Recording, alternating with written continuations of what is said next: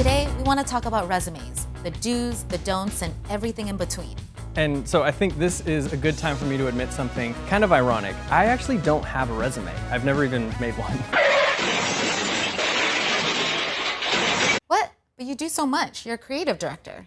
I know, so I actually started here at Roadtrip Nation when I was an intern way back in the day, and I've worked here basically my entire adult life, so I've never had to apply to another job.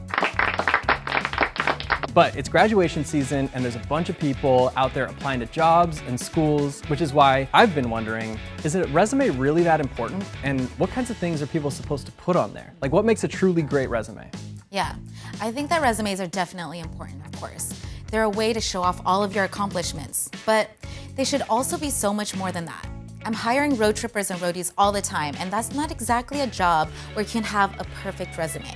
Exactly. Okay, so what do you look for? Like, what's that extra special sauce that makes somebody stand out as a great hire? Well, I think we need to reframe the way we think about resumes, because the problem is, if you're too worried about checking a lot of boxes and what looks good, then you'll never take the time to explore whether the jobs you're trying to fit yourself into are something you really even want to do. Yeah, I guess so. Nobody sets out to find a job that they hate on purpose. But if you keep doing the things that you think you should do, just because you think it'll look good on a resume, then that's exactly where you might end up, in a job that's just wrong for you. That's scary, right? But it's really important to know that you shouldn't just be saying yes or no to things just totally based on how you think they'll look on a college application, or a resume, or a personal statement, even if that's what it feels like everyone around you is doing. Building that kind of checkbox style resume, it can feel safe, but I can see how just continually padding your resume without any real direction can lead you into a job that you just don't feel passionate about. So if you're not supposed to follow the set plan that everyone says you should follow, then what should you do instead? College admissions counselors and HR professionals and hiring managers all know a great resume isn't a scattered list of benchmarks. It's a narrative that tells a story of someone who's thoroughly engaged and excited by their work, their studies, their interests. And that's not something you can set out to build checkbox by checkbox. It's just a byproduct of living a life led by the things that light you up. Living true to who you are and capturing that story on the page is what will ultimately set you apart. Plus, you'll probably learn way more doing something you're excited about than you'll be doing something that makes you drag your feet. By pursuing your interests, including the ones that might even be considered silly by your parents or your counselors or your friends, you're benefiting yourself more than you could even realize. Now you're exploring potential careers and areas of study to help you better find work that you'll love for the long run. Yeah, so go do whatever you like. And if you need some inspiration, take it from these people that we've met on the road. If you can figure out what you're passionate about, which may just be as simple as, I love feeding my fish every day. Like, start studying fish, you know? And if it's something that you just want to do all the time, you will find a way to make a living at it, and your confidence will grow in that, which then propagates to the rest of your life. If you're really passionate about a topic and you want to work in that field, you should already be doing it.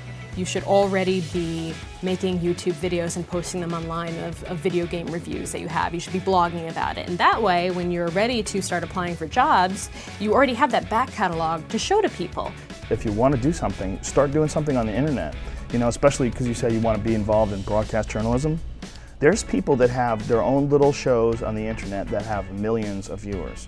You could literally start your own project, and if you ever got a real job doing something, you would already be comfortable talking, you'd already be comfortable with criticism, because there is no criticism like internet criticism. I had no idea that any of this was applicable in the real world, or that you could actually use this kind of software to make money.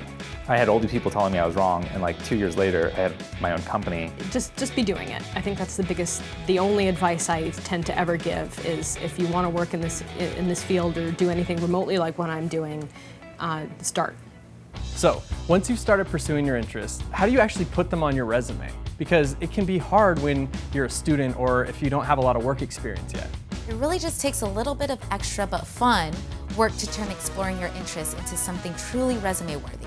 You could build your own project, challenge yourself to learn a ton about one issue, or solve a problem related to something that you like. Then you could share it on YouTube or a blog or wherever. Yeah, learn as much you can about the things you like. Follow the coolest people in the areas you care about. Use the unique resources you have as a student and that you'll never have free access to again. Or break out that library card. Libraries are the best. They give you access to so many free resources, and they're there to help you. You could do an informational interview with somebody that's in a field that's piqued your interest. So don't panic about what's on your resume or stress about whether your resume is good enough. Just start pursuing your interests and act with intention, and think of ways to turn exploring your interests into fun resume building projects. So I guess if I were to create a resume for myself today, what would I put on there? I'm a filmmaker, I'm an Etch-a-Sketch artist, and I am a professional road tripper. Yeah, look at that. A bunch of different fun roles and projects, but all with this really strong through line of innovation and exploration and art. It's a perfect resume for a creative director. No matter where you are or where you start, the skills and experiences you gain along the way will give you much more fulfillment and pride in the resume you end up building. Thanks for watching. Remember to like and subscribe for more. And since we're talking about unique things to put on your resume, why not look into taking a road trip with us? Yeah, we're always adding new opportunities to hit the road.